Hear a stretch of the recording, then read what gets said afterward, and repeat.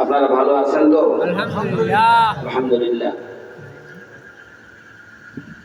আমার জন্য দোয়া করবেন। আমাকে একটা নির্দিষ্ট সময় দিয়েছে, ওই আগে আসছে যেন আমার আবার ধরে টান না দেয়, এই জন্য দোয়া করবেন। কারণ মুসল্লি সাহেব সহজ সরল মানুষ, ওনার এদিকটা একটা ঠেলা মারে, ওদিকে গাইতেই পড়ে, ওদিকটা আর একটা ঠেলা মারে, এদিক গাইতেই পড়ে। উনি দেখছি যেরকম কথাবার্তা বলছেন সব আউলিয়ে দুলিয়ে গেছে। এই জন্য আমি আপনাদের কাছে দোয়া চাই, আমার একটা সময় দিয়েছে, এই সময়ের মধ্যে যেন আবার উনি কারো পরামর্শে আমার আবার জবাই না করে। আলহামদুলিল্লাহ আলহামদুলিল্লাহ ওয়া কাফা ওয়া সালামুন আলা ইবাদিহিল্লাযীনা ইসতাফা আম্মা বা'দ।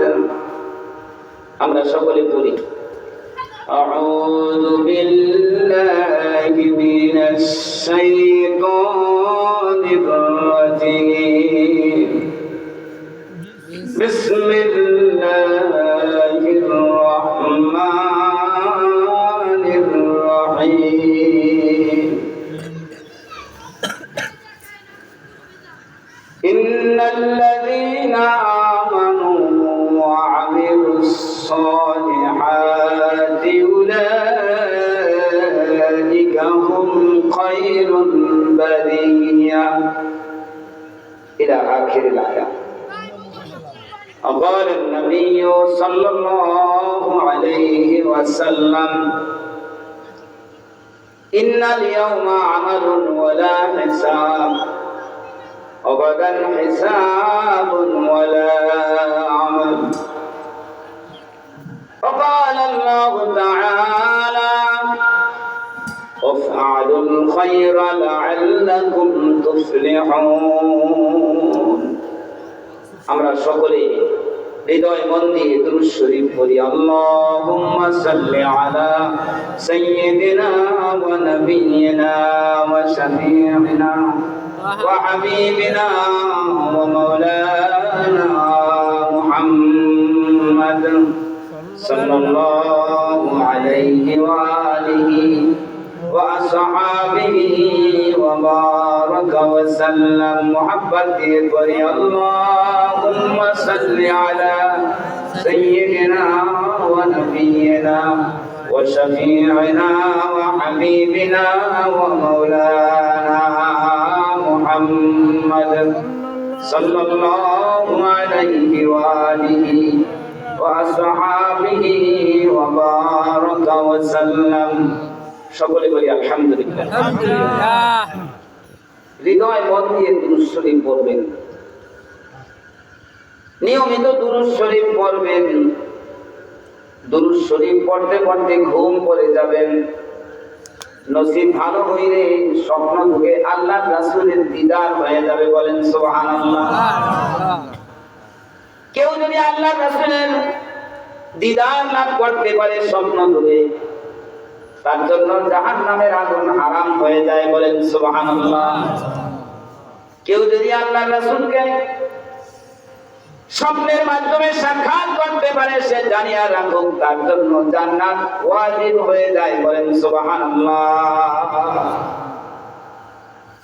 দুরূদ শরীফ পড়লে আল্লাহর রহমত পাওয়া যায়।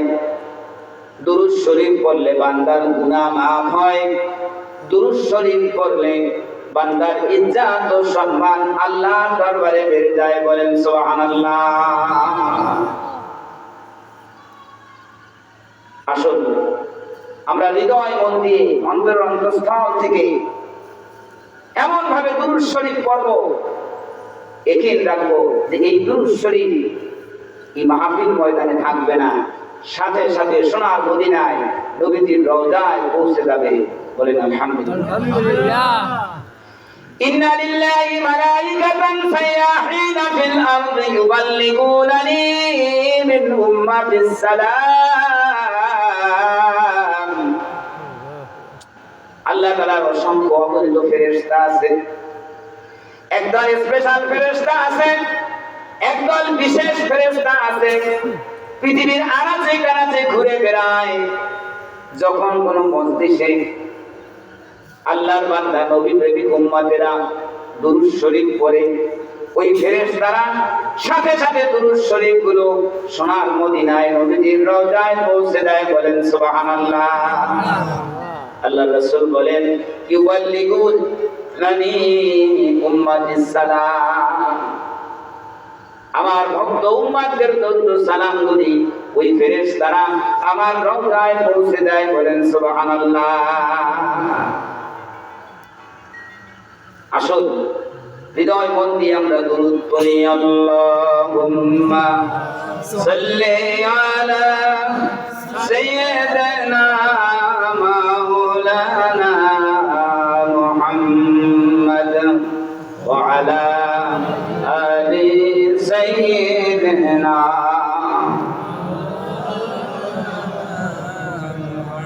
দেখিনি তোমারে আমরা দুই নয়নে কোনদিন,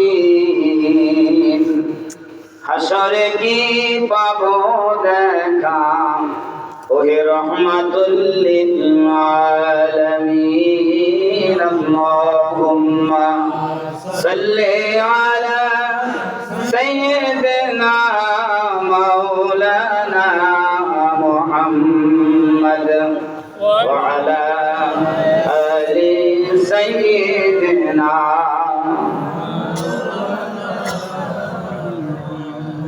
দেখিনি তোমারে আমরা দুই নয়নে কোনদিন, হাসরে কি পাবো দেখা ওহে রহমাতুল লিল আলামিন। জোরে বলেন সুবহানাল্লাহ।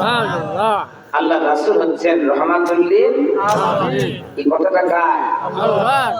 আল্লাহ রাব্বুল আলামিন বলেন আমা আরসালনাকা ইল্লা রাহমাতাল লিল আলামিন।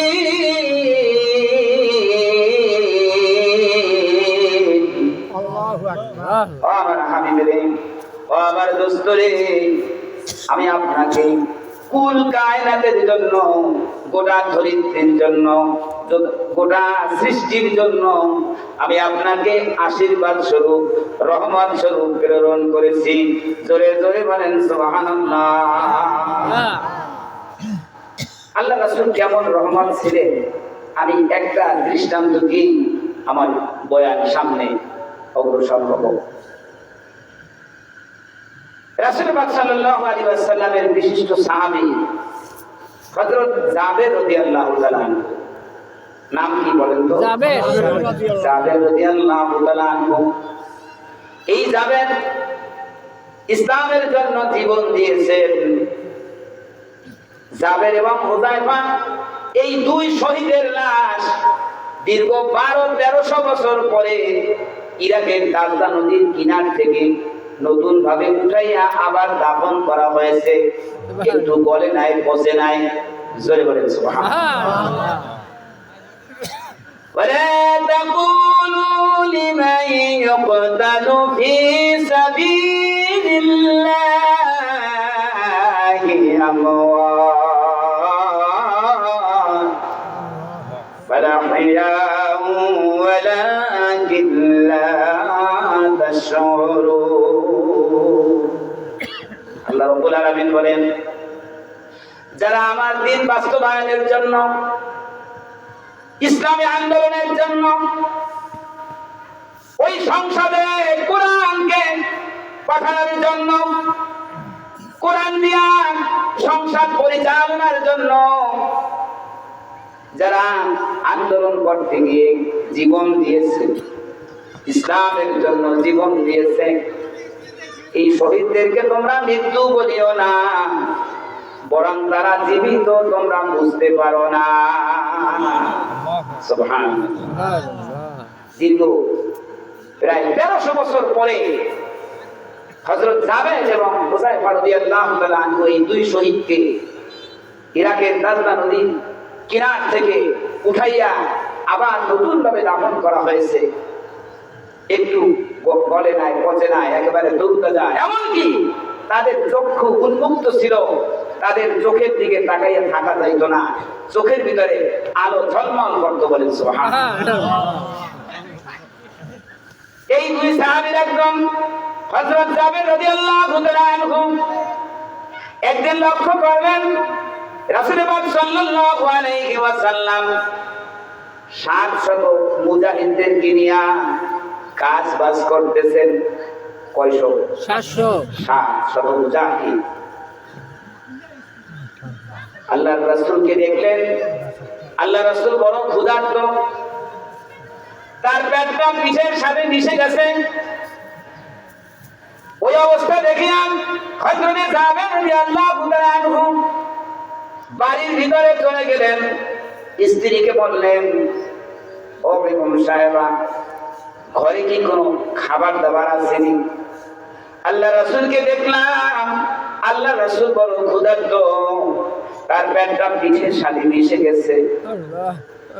স্ত্রী বললেন, স্বামী রে, ঘরে তো কোনো খাবার দাবার কিছু নাই, ঘরে কোনো খাবার দাবার নাই, সামান্য একটু আটা আছে, হয়তো 2-1টা রুটি হতে পারে, আর আমাদের একটা বকরির বাচ্চা, ছোট একটা বকরির বাচ্চা আছে, এছাড়া আর কিছু নাই।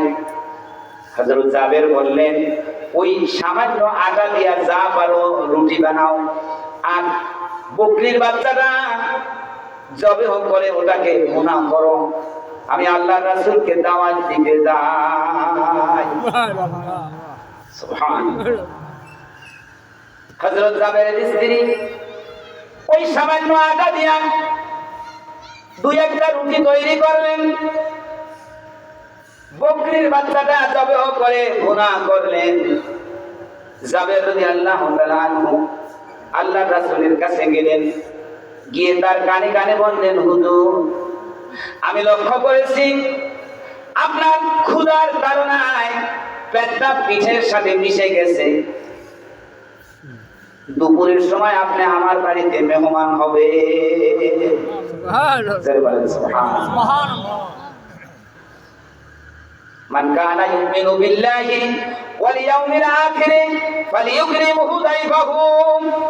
যেই ব্যক্তি আল্লাহ এবং পরকালে বিশ্বাস করে সে যেন মানুষকে আপ্যায়ন করায়। জোরে বলেন সুবহানাল্লাহ। অতিথি আপ্যায়ন এটা সুন্নাহ। সুবহানাল্লাহ। আল্লাহ রাসূলকে দাওয়াত করেছে, মেহমান কয়জন? একজন। মেহমান কয়জন? একজন। আল্লাহ রাসূল এই দাওয়াত পাইয়া 1 নয় 2 নয় 700 মুজাহিদদেরকে বললেন, ও মুজাহিদরা, তোমরা শুনেছো জাবের দাওয়াত দিয়েছে, দুপুরের সময় আমরা জাবেরের বাড়িতে মেহমান হব। জোরে জোরে বলেন সুবহানাল্লাহ। কি মেহমান হচ্ছে একা আল্লাহ রাসূল। রাসূল ডিক্লেয়ার দিলেন 700 মুজাহিদদেরকে। জাবেরের চিন্তায় আর কোনো কমতি আছে? আল্লাহ আল্লাহ। জাবেরের চেহারাটা মলিন হয়ে গেল। হুজুর কি বলতেছে? আমার ঘরে সামান্য একটু আটা, হয়তো 2-1টা রুটি হয়েছে, ছোট্ট একটা বকরি এটা ভুনা করেছে, আমি দাওয়াত করলাম আল্লাহ রাসূলকে একাকে। আল্লাহ রাসূল সব 700 মুজাহিদদেরকে জানায় দিলেন, তোমরা শুনেছো জাবের দাওয়াত দিয়েছে, আমরা জাবেরের বাড়িতে মেহমান হব। জাবেরের চেহারা মলিন দেখে আল্লাহ রাসূল বললেন, জাবের লা তাহজান ইন্নাল্লাহা মা'ানা। ও জাবের, তুমি চিন্তা করো না, আল্লাহর রহমত আমাদের সাথে আছে। জোরে জোরে বলেন সুবহানাল্লাহ। এইবারে জাবের বুঝতে পেরেছে, मैं अपना काम अदा किया, तू तेरा काम अदा करो। আমার দায়িত্ব ছিল আল্লাহর রাসূলকে দাওয়াত দেওয়া, আমি রাসূলকে দাওয়াত দিয়েছি। আমার মেহমান একজন, আল্লাহর রাসূল 700 শত মুজাহিদদেরকে দাওয়াত দিয়েছেন। এখন যা কিছু করার আল্লাহ রাসূল করবে, আমার কোনো দায়িত্ব নাই। জোরে জোরে বলেন সুবহানাল্লাহ। আমার কোনো দায়িত্ব নাই, আমার কোনো চিন্তাও নাই, যেহেতু আল্লাহ রাসূল বলেছেন লা তাহজান ইন্নাল্লাহা মা'ানা, ওদের চিন্তা করো না, আল্লাহর রহমত আমাদের সাথে আছে। জোরে বলেন সুবহানাল্লাহ। দুপুরের সময় হলো, আল্লাহ রাসূল এক নয় দুই নয় 700 মুজাহিদদেরকে নিয়ে জাবেরের বাড়িতে উপস্থিত হয়ে গেলেন। সুবহানাল্লাহ। আল্লাহ রাসূল জাবেরকে বললেন, জাবের, লাব্বাইক ইয়া রাসূলুল্লাহ, হুজুর আমি আপনার সামনে উপস্থিত। খাবার দাবার হয়েছে? হয়েছে। কি হয়েছে নিয়ে আসো। যা কিছু জোগাড় করেছে সব কিছু নিয়ে আল্লাহ রাসূলের কাছে হাজির করেছে। আল্লাহ রাসূল বললেন, যাবে এই খাবার দাবার ঢেকে দাও। খাবার দাবার ঢেকে দাও, ঢেকে দাও। খাবার দাবার ঢেকে রাখা সুন্নাত। খাবার দাবার ঢেকে রাখা কি সুন্নাত? সুন্নাত। এটা মেডিকেল সায়েন্স, চিকিৎসা বিজ্ঞানীদের কথা। খাবার দাবার ঢেকে রাখতে হয়, কারণ ওটার ভিতরে ওটার উপরে মশা মাছি পড়ে আপনার খাবারটা দূষিত করতে পারে। এজন্য খাবার ঢেকে রাখা সুন্নাত। সুবহানাল্লাহ। এই মেডিকেল সায়েন্সের কথা ১৫০০ বছর আগে আল্লাহ রাসূল বলেছেন। বলেন সুবহানাল্লাহ। খাবার দাবার ঢেকে দেওয়া হলো। এইবারে রাসূল পাক সাল্লাল্লাহু আলাইহি ওয়াসাল্লাম তার এই রহমতের হাত দিয়া ওই ঢাকনা খাবার থেকে রুটি আর গোশত বিতরণ করতেছে। বলেন সুবহানাল্লাহ। এক নয় দুই নয় 700 মুজাহিদ পেট পুরে আসুদা হয়ে খেয়ে জিহাদের ময়দানে চলে গেল। জোরে জোরে বলেন সুবহানাল্লাহ। আল্লাহ রাসূল নিজে খাইলেন। আল্লাহ রাসূল জাবেরকে বললেন, যাবে এই খাবার দাবার বাড়ির ভিতরে নিয়ে যাও। তোমার আত্মীয় স্বজন, তোমার স্ত্রী, পুত্র পরিজন সকলকে বন্টন করে খাওয়াও। তবে শর্ত হচ্ছে খাবারের উপর থেকে ঢাকনাটা সরাইবা না। সুবহানাল্লাহ। ওয়া আরসালনাকা ইল্লা রাহমাতাল লিল আলামিন।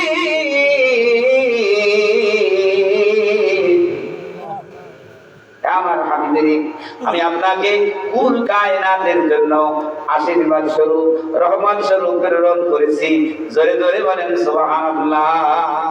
আল্লাহুম্মা সাল্লি আলা সাইয়্যিদিনা মাওলানা মুহাম্মদ ওয়া আলা আলি সাইয়্যিদিনা মাওলানা। সকলে বলি আলহামদুলিল্লাহ। আলহামদুলিল্লাহ। আর জোরে বলি আলহামদুলিল্লাহ। আমার মুরব্বী, আমার পিতৃ সমতুল্য আজিজ মুসলিম সাহেব এইখানে প্রত্যেক বছর একটা মাহফিল দেয়। গান তো দেয় না, কি বলে দেয় কি মাহফিল। এই লোকটা প্রতি বছর কষ্ট করে মাহফিলের আয়োজন করে। অন্ততপক্ষে আমাদের তো একটু শোনার সৌভাগ্য হয়, ভাই কিনা বলেন? হ্যাঁ, তাহলে এটা নিয়ে এত আলোচনা সমালোচনা কেন? আমি শুনছি উনি আক্ষেপ করে বলেছেন যে হুজুর আমি তো গান দিন, আমি তো মাহফিল দেই, প্রতি বছর এখানে আলেমরা আসে। যে এলাকায় কোন আলেমের আগমন ঘটে ওই এলাকার 40 দিনের গোরাজাব আল্লাহ রাব্বুল আলামিন হক্কানি আলেমের উসিলায় মাফ করে দেয়। বলেন সুবহানাল্লাহ। সুতরাং এটা নিয়ে আলোচনা সমালোচনা বাদ দেন।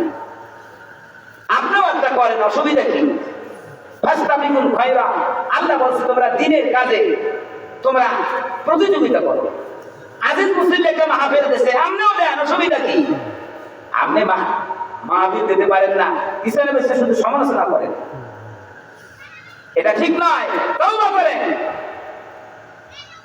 আমার শ্রদ্ধেয় আজিজ মুসলিম সাহেব এলাকার মানুষদেরকে নিয়ে আজকের এই দিনী জলসার আয়োজন করেছেন।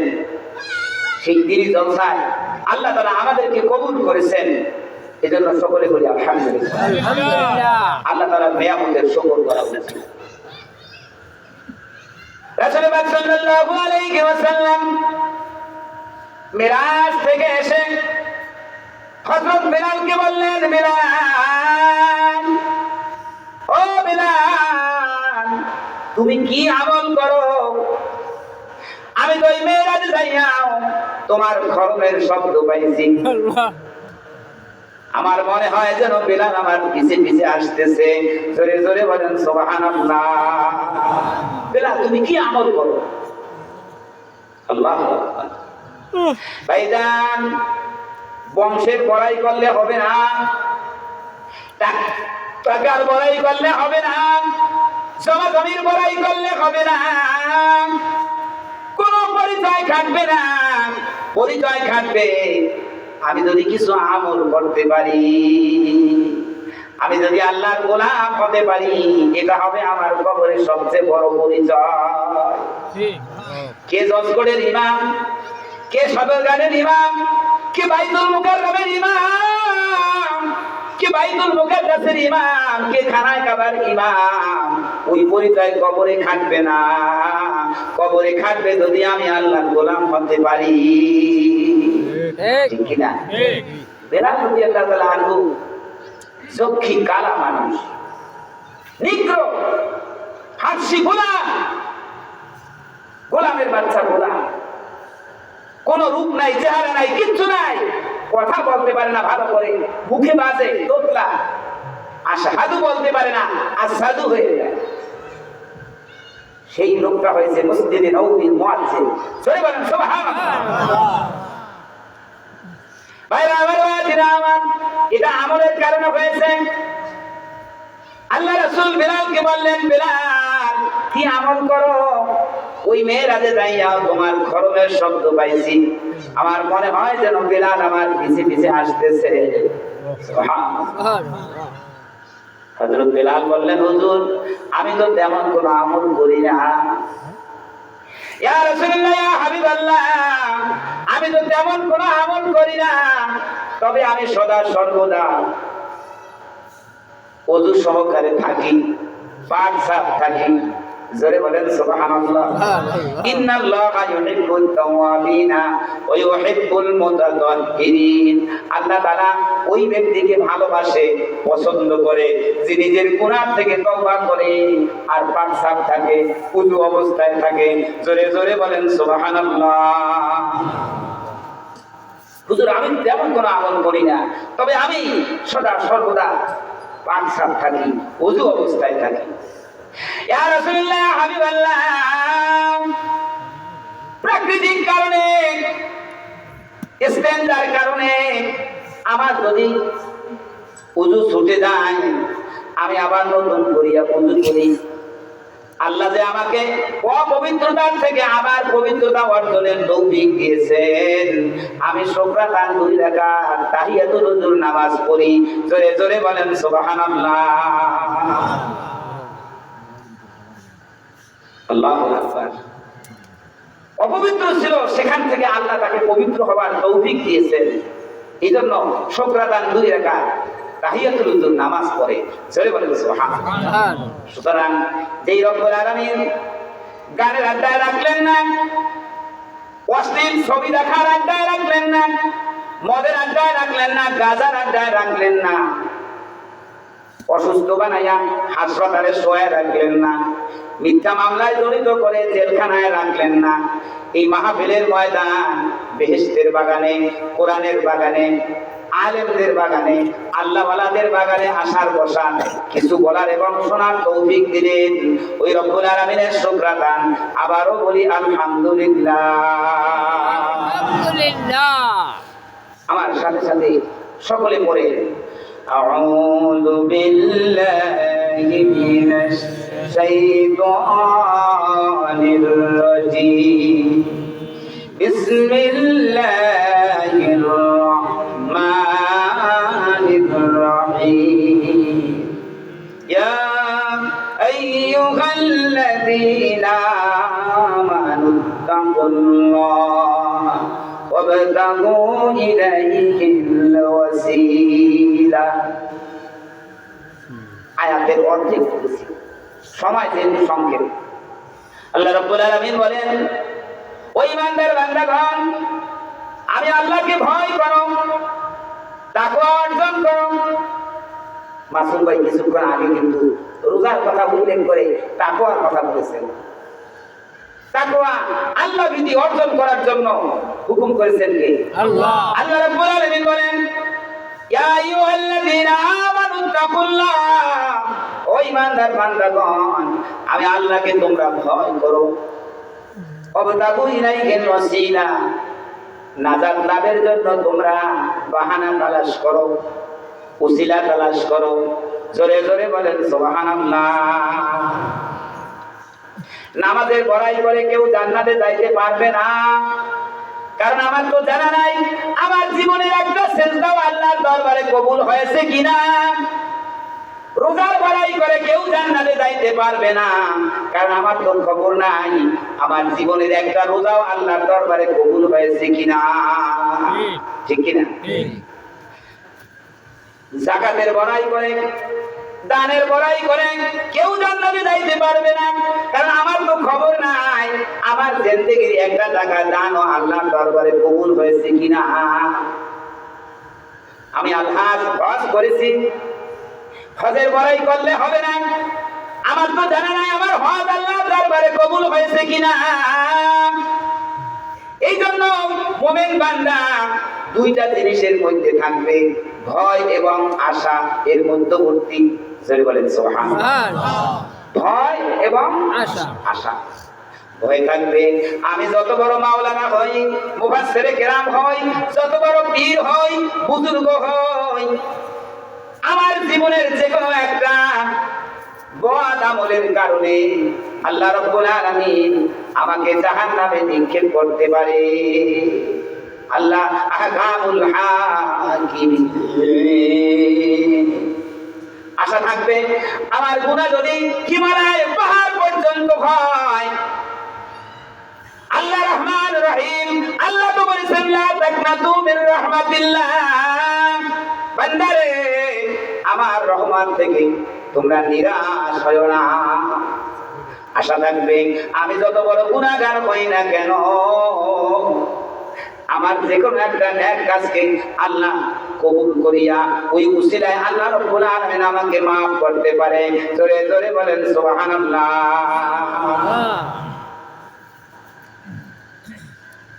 ভাইরা আমার, হযরত ওমর ফারুক রাদিয়াল্লাহু তাআলা ইসলাম জাহানের দ্বিতীয় খলিফা, যার সম্পর্কে আল্লাহ রাসূল বলেছেন, লাউ কানা মিন বাদি নাবিয়ান লাকানা ওমর ইবনুল খাত্তাব রাদিয়াল্লাহু তাআলা আনহু। আল্লাহ রাসূল বলেছেন, আমার পরে যদি নবুয়তের দরজা খোলা থাকতো, আমার পরে নবী হইতো হযরতে ওমর। সুবহানাল্লাহ। আমাদের জাতীয় কবি, বিদ্রোহী কবি কাজী নজরুল ইসলাম এই হাদিসটারই বাংলায় কাব্য আকারে ব্যাখ্যা করেছে। আজ বুঝি কেন বলিয়াছিলেন শেষ পয়গাম্বার, মোর পরে যদি নবী হতো কেউ হতো সে এক ওমর। জোরে জোরে বলেন সুবহানাল্লাহ। আম্মা জান আয়েশা রাদিয়াল্লাহু তাআলা রাসূলের কাছে প্রশ্ন করেছেন, ইয়া রাসূলুল্লাহ, ইয়া হাবিবাল্লাহ, ওই যে আকাশে অসংখ্য অগণিত তারকা দেখা যায়, বর্তমান সায়েন্স টেকনোলজির যুগ, বিজ্ঞান প্রযুক্তির যুগ, বর্তমানের বিজ্ঞানীরাও বলতে পারবে না মহাশূন্যে কত মিলিয়ন বিলিয়ন ট্রিলিয়ন তারকা আছে, কেউ বলতে পারবে না, একমাত্র আল্লাহ ছাড়া কেউ জানে না। জোরে জোরে বলেন সুবহানাল্লাহ। আম্মা জান আয়েশা বললেন, ইয়া রাসূলুল্লাহ, ইয়া হাবিবাল্লাহ, আকাশের ওই নক্ষত্র তুল্য নেকি আছে কার? এটা জানবার বড় বাসনা। আল্লাহ রাসূল বললেন, পয়সা আকাশের নক্ষত্র তুল্য নেকি আছে হযরত ওমরের রাদিয়াল্লাহু আনহু ওয়া রাদু আনহু। যাদের উপরে আল্লাহ রাজি হয়ে গেছেন, জোরে বলেন সুবহানাল্লাহ। যেই ব্যক্তি আশারায় মুবাশশারা 10 জনকে দুনিয়ায় জীবিত থাকা অবস্থায় আল্লাহ রাসূলের মাধ্যমে জান্নাতের খোঁজ খবর দেওয়া হয়েছে, এর মধ্যে প্রথম ব্যক্তি হচ্ছে আবু বকর, দ্বিতীয় ব্যক্তি হচ্ছে হযরত ওমর। জোরে জোরে বলেন সুবহানাল্লাহ। সেই ওমর রাদিয়াল্লাহু তাআলা আনহু ইতিহাসের এত উজ্জ্বল নক্ষত্র, সেই ব্যক্তি জাহান্নামের ভয়তে কাঁদতে কাঁদতে তার গালে দাগ পড়েছিল। অর্ধ জাহান করেছ শাসন, ধুলার তপ্তে বসি, খেজুর পাতার প্রাসাদ তোমার বারে বারে গেছে খুশি, সাইনুম ঝরে। গোটা পৃথিবী অর্ধেকটা ডমিনেট করেছেন, শাসন করেছেন ওমর রাদিয়াল্লাহু তাআলা আনহু খেজুর পাতার ডেরায় বসে। সেই অর্ধেকটা জাহানের মালিক, অর্ধেকটা জাহানের খলিফা, যাকে জান্নাতের সুসংবাদ দেওয়া হয়েছে। আল্লাহ রাসূল বলছেন, আমার পরে যদি নবুয়তের দরজা খোলা থাকতো, আমার পরে নবী হইতো হযরত ওমর। এমন একজন উত্তম ব্যক্তি জাহান্নামের ভয়তে কাঁদতে কাঁদতে গালে দাগ পড়ে গিয়েছে। সাহাবীরা বললেন, খলিফাতুল মুসলিমিন, আপনি ঔষধ ব্যবহার করিয়া গালের এই ক্ষত চিহ্ন আপনি ঘুষাইয়া ফেলেন। কত বিদেশি কূটনীতিকরা আসে, কত বিদেশি রাষ্ট্রদূতরা আসে, বাচ্চারা আসে আপনাকে দেখার জন্য। আপনার গালে যদি এভাবে দাগ থাকে, এটা ভালো দেখায় না। আপনি ঔষধ ব্যবহার করে এই দাগটা ঘুষাইয়া ফেলেন।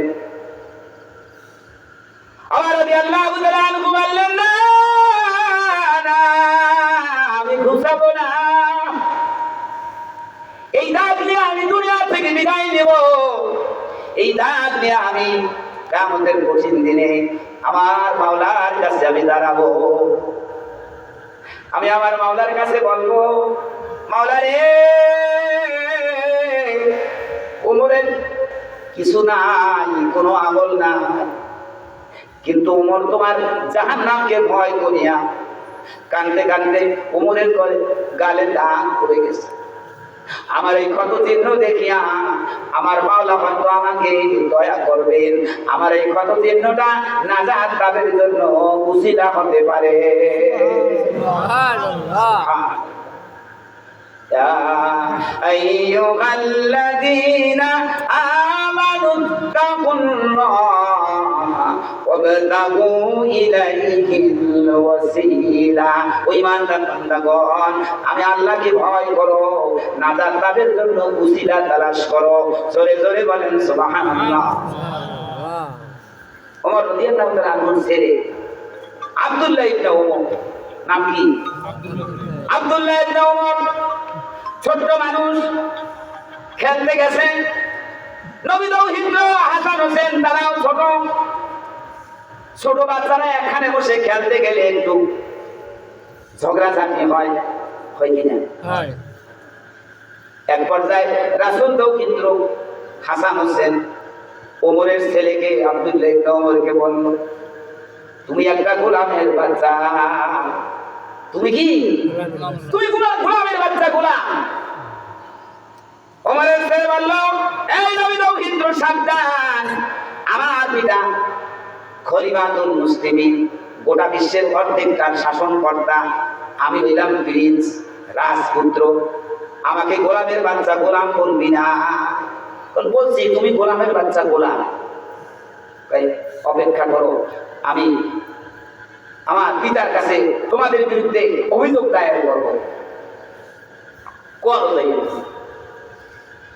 আব্দুল্লাহ ইবনে ওমর পিতার কাছে যায় বললেন, আব্বা আপনি বর্তমানে ক্ষমতায় আছেন, রাজতত্ত্বে আছেন, গোটা পৃথিবীর অর্ধেকটা আপনি শাসনকর্তা। আমি একজন প্রিন্স, আমি রাজপুত্র, আমি শাহজাহান। আমাকে নবী দৌহিত্র বলেছে গোলামের বাচ্চা গোলাম। আমি সাবধান করার পরও বলেছে না, অবশ্যই তুই গোলামের বাচ্চা গোলাম। আপনার এটা বিচার করতে হবে। আমি তো বাদশার ছেলে, আমাকে গোলামের বাচ্চা গোলাম বলবে কেন? হযরত ওমর রাদিয়াল্লাহু তাআলা আনহু বললেন, তোমার এই মুখস্থ কথায় কোনো বিচার করা যাবে না। এরপর আবার যারা খেলবে, যদি আবার বলে তাহলে বলবা সাহস থাকলে কাগজে লিখে দাও। জোরে বলেন সুবহানাল্লাহ। আবার খেলতে গেছে, ছোট মানুষ একটু ঝগড়াঝাটি হয়।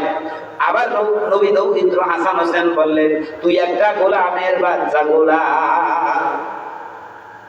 এবারে বললেন সাহস থাকলে কাগজে লিখে দাও, তোমাদের বিরুদ্ধে অভিযোগ দায়ের করা হবে, ডকুমেন্ট লাগবে।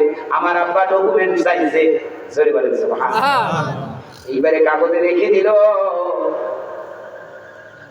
গোলাম ইবনে গোলাম, একটা গোলাম ইবনে গোলাম, তুমি একটা গোলামের বাচ্চা গোলাম। জোরে বলেন সুবহানাল্লাহ। ওই কাগজ খানা নিয়ে বাবার কাছে দিল, হযরত ওমরের কাছে দিল। আব্বা জান, আপনি ডকুমেন্ট চাইছেন, আমি ডকুমেন্ট নিয়ে এসেছি, প্রমাণ নিয়ে এসেছি, এই নবী দৌহিত্র দেখে নিয়েছে। জোরে বলেন সুবহানাল্লাহ। কাগজ খানা পাইয়া হযরত ওমর রাদিয়াল্লাহু তাআলা আনহু চুম্বন করলেন, দু চোখের পানি ছেড়ে দিলেন, আর ছেলেদেরকে বললেন, আমার ইন্তেকালের পরে এই কাগজখানা আমার কাফনের মধ্যে ভরে দিও।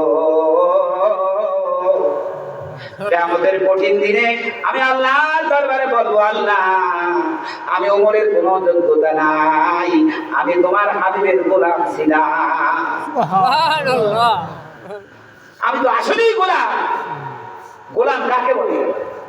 আমার কথাবার্তা যদি আমার সন্তান শুনে, আমার কথাবার্তা যদি আমার কর্মচারী শুনে, সে তো আমার গোলাম, সে তো আমার অধীনস্থ। সুবহানাল্লাহ। এখানে গোলাম মানে আল্লাহর গোলাম না, একজন অধীনস্থকে গোলাম বলা হয়, সন্তানকেও গোলাম বলা হয়। সেদিকে যাচ্ছি না। কাগজখানা পেয়ে চুমু খেয়ে বললেন যে এই কাগজখানা আমার কাফনের মধ্যে ভরে দিও।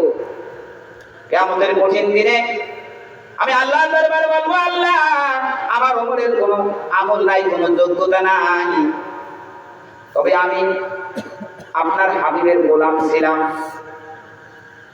আল্লাহ তার নাতিরা দলিল দিয়েছে, প্রমাণ দিয়েছে, হয়তো এটা আমার নাজাত লাভের জন্য একটা উসিলা হতে পারে। বলেন সুবহানাল্লাহ। আল্লাহু আকবার। ইয়া আইয়ুহাল্লাযীনা আমানুত্তাকুল্লাহা ওয়াবতাগু ইলাইহিল ওয়াসিলা। ওই ইমানদার বান্দাগণ, তোমরা আল্লাহকে ভয় করো, নাজাত লাভের জন্য উসিলা তালাশ করো। হযরতে বাইজিদ মুস্তামি রাহমাতুল্লাহ আলাইহি, কার নাম বললাম? বাইজিদ মুস্তামি রাহমাতুল্লাহ আলাইহি বিশ্ব বিখ্যাত একজন আল্লাহর ওলি ছিলেন। মায়ের খেদমত করিয়া তিনি সুলতানুল আরিফিন হয়েছিলেন। সেই কবিতাগুলো কোথায় গেল? আগডুম বাগডুম গোরাগডুম সাজে, ঢাকঢোল ঝাঁঝর বাজে, নাউজুবিল্লাহি মিন যালিক। হাটিম হাটিম টিম মাঠে পারে টিম, ঘোড়ার টিম বলেন নাউজুবিল্লাহ। এই সমস্ত নাস্তিকবাদী আমাদেরকে বহুদিন পর্যন্ত তালিম দেওয়া হয়েছে, অথচ ছোট্ট সময় বলছি বাইজিদ বুস্তামি শৈশব হতে জননীর সেবা করিতেন দিবাজামি। বাইজিদ বুস্তামি শৈশব হতে জননীর সেবা করিতেন দিবাজামি। দুপুর রাত্রে জননী ডাকিলেন বাসাধন, বড় ইতিহাস পানি দাও বলি মুদিলেন দুনয়ন। দেখিল বালক ঘরের কোণে কলসিতে নাই পানি, বহুদূর পদ ঝরনা হইতে কলসি ভরিয়া আনি। মায়ের তৃষ্ণা মিটাইবে বলি গভীর অন্ধকারে, ছুটিয়া বাহির হইল একাকী কলসি লইয়া ঘাড়ে। জোরে জোরে বলেন সুবহানাল্লাহ। ভাইজিদের মা গভীর রজনীতে বললাম, ও ভাইজি আমার পানির পিপাসা লাগছে, একটু পানি দাও। হযরত ভাইজি দেখলেন কলসিতে পানি নাই, অন্ধকার ঘুটঘুটে রাত, ঘুটঘুটে অন্ধকারকে উপেক্ষা করে বহুদূর পর ঝর্ণা থেকে পানি আনিয়া গ্লাসে পানি ঢালিয়া দেখলো কি মা ঘুম করেছে। মাকে ঘুম থেকে জাগাইলে মা বেজার হয়ে যাবে, মায়ের আরামের ব্যাঘাত ঘটবে। আবার আমি বাইরে যদি ঘুম পড়ে যাই, মা যদি আবার বলে বাইরে রে পানি দে, সময় মতো যদি পানি না দিতে পারি মা বেজার হয়ে যাবে, আল্লাহর আরো বেজার হয়ে যাবে। সুবহানাল্লাহ। এই চিন্তা করিয়া ছোট্ট ভাইজি গেলাস হাতে নিয়া, শীতের রাত ঠক ঠক ঠক ঠক করে কাঁপতেছে। রাত শেষ হয়ে গেল, মসজিদের মুয়াজ্জিন ডাক দিল, আসসালাতু খায়রুম মিনান নাওম। ঘুমের থেকে নামাজ উঠতাম। মুয়াজ্জিনের আযান শুনে বাইজির মায়ের ঘুম ভেঙে গেল, চক্ষু বেরিয়ে দেখতেছে ছোট্ট বাইজি গেলাস হাতে নিয়ে থরথরে কাঁপতেছে। বললো, বাবা খবর কি? এই শীতের মধ্যে গেলাস হাতে নিয়ে তুমি দাঁড়িয়েছো, কাঁদতেছো, কি খবর? ছোট্ট ভাইজি বললেন, মা গভীর রজনীতে আপনি পানি চেয়েছেন, ঘরে পানি ছিল না, অন্ধকার ভেদ করে বহুদূর পথ ঝর্ণা থেকে পানি আনিয়া দেখলাম আপনি ঘুম পড়েছেন। আপনাকে ঘুম থেকে জাগাইলে আপনার আরামের ব্যাঘাত হবে, ঘুমের ব্যাঘাত হবে। আবার আমি বাইজি যদি ঘুম করি, আপনি যদি আবার পানি চান, সময় মতো দিতে না পারলে আপনি বেজার হয়ে যাবেন, তো আল্লাহর আরো বেজার হয়ে যাবে। এই চিন্তা করিয়া আমি সারা রাত গ্লাস হাতে নিয়ে দাঁড়িয়েছিলাম। মায়ের কলিজাটা ঠান্ডা হয়ে গেছে। মা ছোট্ট ভাইদেরকে কোলে নিয়ে চুমুকে শোয়াইয়া ফজরের নামাজ পড়িয়া আল্লাহর দরবারে দোয়া করলেন, আল্লাহ আমার ছোট্ট ভাইজি আজকে আমার খেদমত করে আমার কলিজাটা যেভাবে ঠান্ডা করলো, রব্বুল আলামিন তোমার কাছে আমি নিবেদন করি, আমি মা হয়ে তার জন্য দোয়া করতেছি। ও আল্লাহ, আমার ভাইজিকে সুলতানুল আজিজিন, জগৎ বিখ্যাত আল্লাহর ওলি বানাইয়া দাও। জোরে জোরে বলেন সুবহানাল্লাহ। ভাইজি মুস্তাফা রহমাতুল্লাহ আলাইহি মায়ের দোয়ার বরকতে সুলতানুল আরিফিন হয়েছিলেন, ওলিদের সরদার হয়েছিলেন। জোরে বলেন সুবহানাল্লাহ। এই ভাইজি মুস্তাফা রহমাতুল্লাহ আলাইহি ইন্তেকালের পরে তার একজন শিষ্য, তার একজন মুরিদ স্বপ্নে দেখে জিজ্ঞাসা করতেছে, হুজুর কেমন আছেন? বাইজিদ বুস্তামি রহমাতুল্লাহ আলাইহি বললেন, আল্লাহ রাব্বুল আলামিন আমাকে ক্ষমা করে দিয়েছেন, মাফ করে দিয়েছেন। শুধু তাই না, আল্লাহ রাব্বুল আলামিন আমার কবরকে জান্নাতের টুকরা করে দিয়েছেন। বলেন সুবহানাল্লাহ।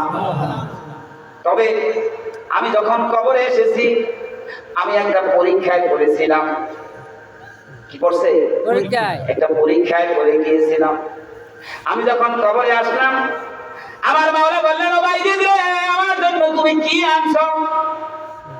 আমার জন্য হাদিয়া স্বরূপ তুমি কি আনছো?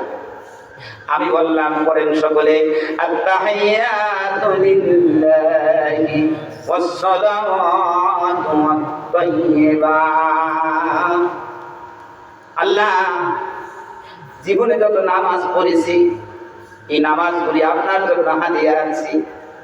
আল্লাহ রাব্বুল আলামিন বললেন, ও ভাইজি রে, তোমার কি জানা আছে তোমার জীবনের একটা সেজদাও কি আমি কবুল করেছি? আল্লাহ তা তো জানি না, তাহলে তুমি কি আছো আমার জন্য? আল্লাহ সুবহ সাদিক থেকে শুরু করে সূর্যাস্ত পর্যন্ত সারাদিনে আপনার ভয়তে কিছু খাই নাই, পান করি নাই, আমার জন্য অনেক কিছু হালাল ছিল, রমজানের রোজার কারণে সব কিছু হারাম হয়ে গেছে, আপনাকে ভয় করে কিছু খাই নাই, পান করি নাই, এত কষ্ট করে যে সিয়াম সাধনা করেছি, রোজা রেখেছি, আল্লাহ এই রোজাগুলি আপনার জন্য হাদিয়া আনছি। আল্লাহ রাব্বুল আলামিন বললেন, ও ভাই দিদি, তোমার কি খবর আসেনি? তোমার জিন্দেগির একটা রোজাও কি আমি কবুল করেছিনি? ভাইজি বললেন, না আল্লাহ, আমার তো জানা নাই, আমার একটা রোজাও আপনি কবুল করছেন কিনা।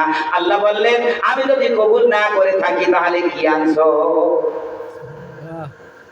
আবার বললেন, ও পরবর্তীকার, আপনার সন্তুষ্টির জন্য আমি মানুষকে দান সদকা করেছি, যাকাত দিয়েছি। আল্লাহ রাব্বুল আলামিন বললেন, ভাইজি রে, তুমি কি জানো নি তোমার জীবনের একটা টাকা দান কি আমার দরবারে কবুল হয়েছে কিনা? আল্লাহ তা তো জানে না, তার কি আছে? আল্লাহ, তোমার বাইতুল্লাহ তওয়াফ করেছি, তোমার হাবিবের রওজা জিয়ারত করেছি, আরাফাতে গেছি, মিনায় গেছি, জামারায় পাথর নিক্ষেপ করেছি, কত কষ্ট করে হজ করেছি, এইটা তোমার জন্য হাদিয়া আনছি। আল্লাহ বললেন, তুমি কি জানো তোমার হজ কবুল হয়েছে কিনা?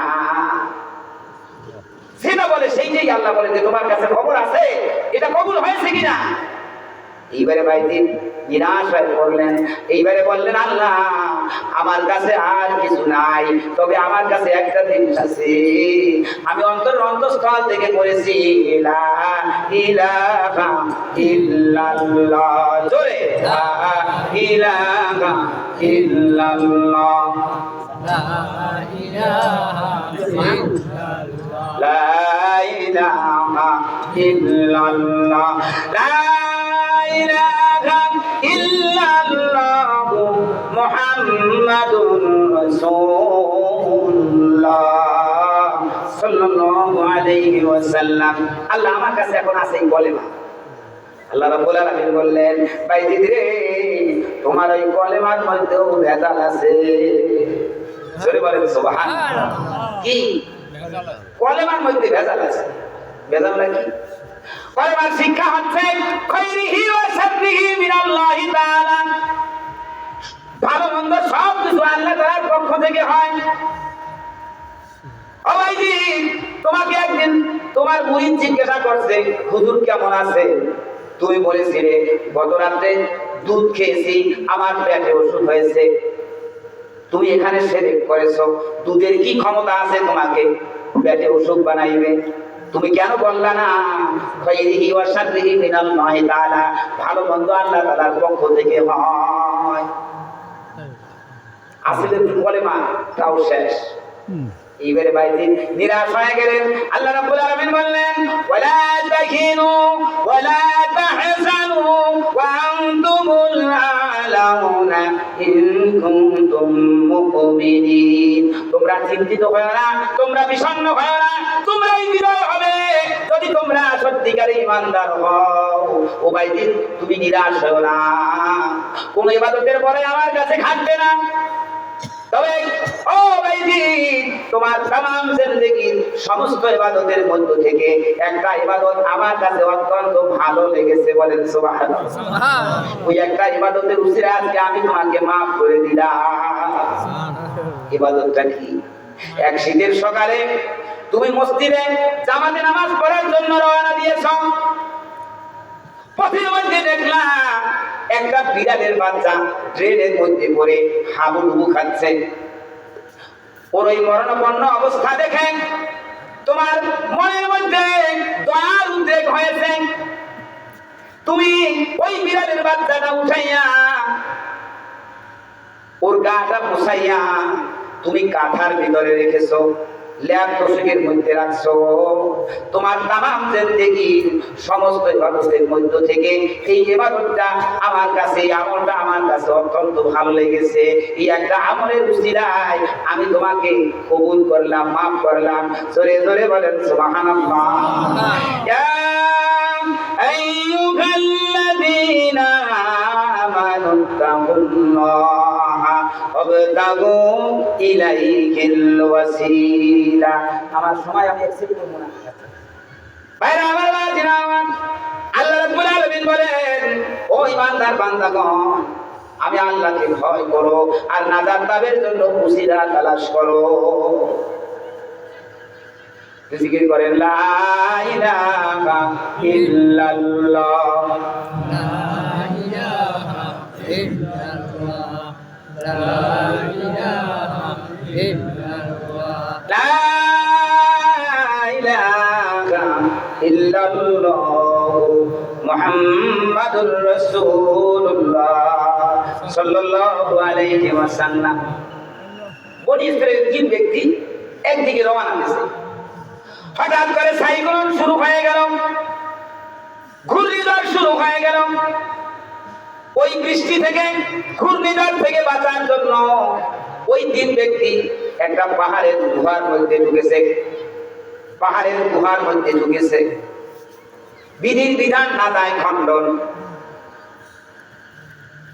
নসিব এত খারাপ, হঠাৎ করে একটা পর্বত খণ্ড এসে গুহার মুখটা আটকাইয়া দিল।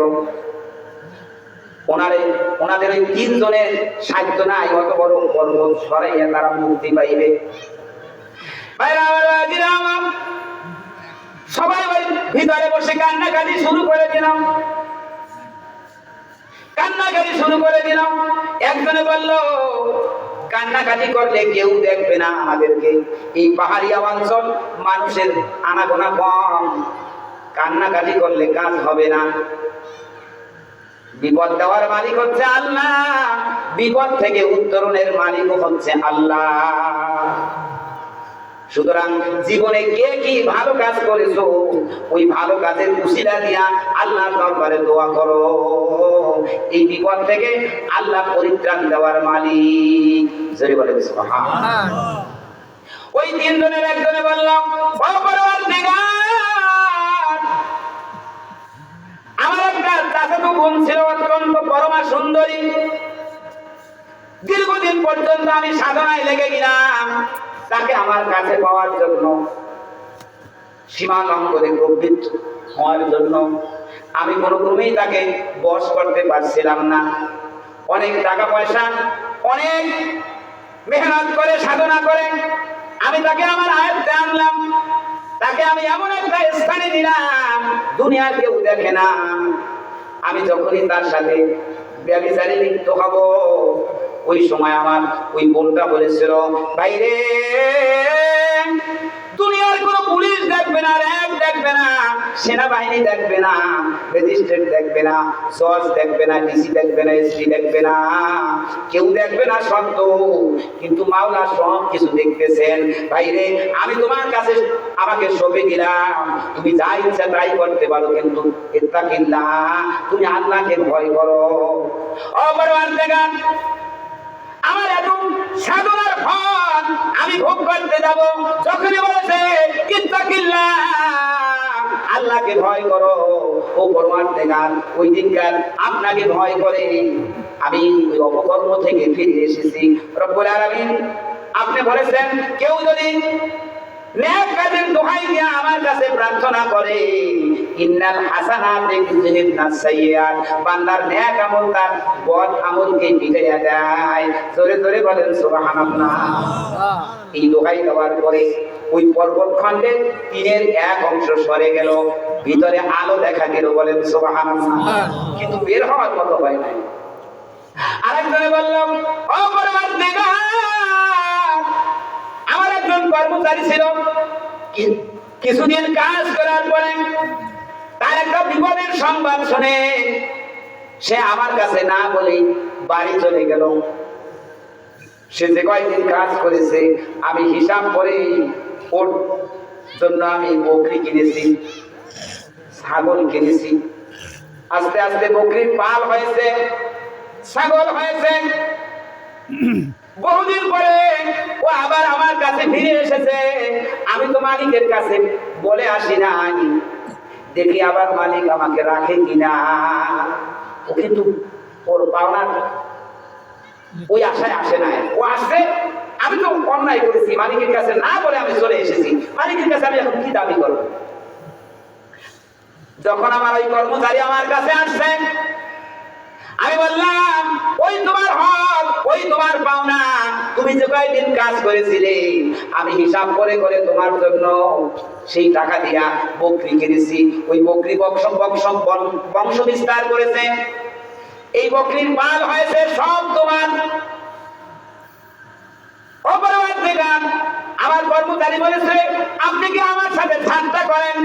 যে না, আমি তোমার সাথে ঠাট্টা করি না, আমি হকুল ইবাদকে ভয় করি। তুমি যে কয়দিন কাজ করেছো তা দিয়ে আমি বকরি কিনেছি, প্রতিপালন করেছি, বকরির পাল হয়েছে।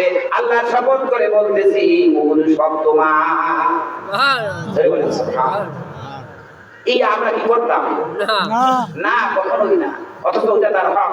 হকুল ইবাদ, হকুল ইবাদ নষ্ট করলে আপনি যত বড় পীর সাহেব হন, যত বড় নামাজি হন, কোনো কাজ হবে না।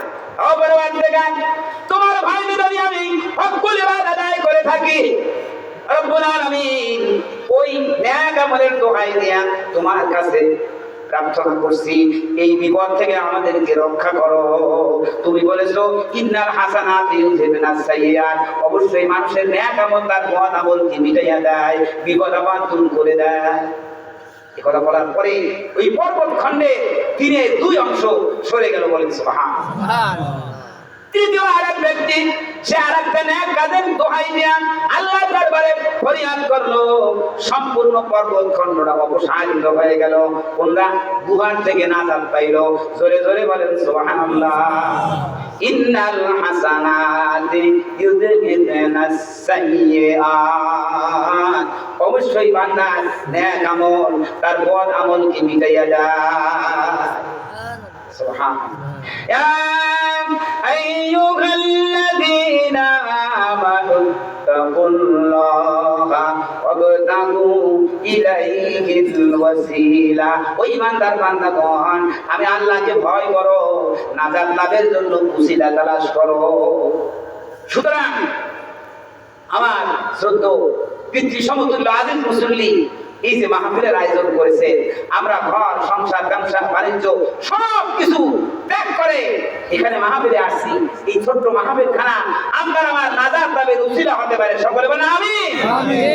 আমরা বেশি বেশি করে নেক আমল করব। ওই কবরে জজগড়ের ইমামের কাজ হবে না, ওই কবরে বাইতুল্লাহ ইমামের পরিচয় কাজ হবে না, রাষ্ট্র ক্ষমতার কাজ হবে না। ওই কবরে নাজাত পাইতে হলে দুনিয়ায় থাকতে নেক আমল করে দিতে হবে।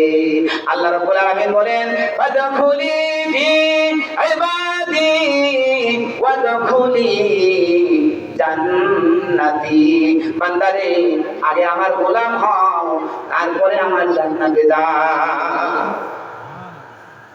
আমরা যেন সবাই আল্লাহর গোলাম হতে পারি। আল্লাহ তাআলা আমাদের তৌফিক দান করুন। ওয়া আখির দাওয়ানা আলহামদুলিল্লাহি রাব্বিল আলামিন। আসসালামু আলাইকুম ওয়া রাহমাতুল্লাহ। ওয়া আলাইকুম আসসালাম।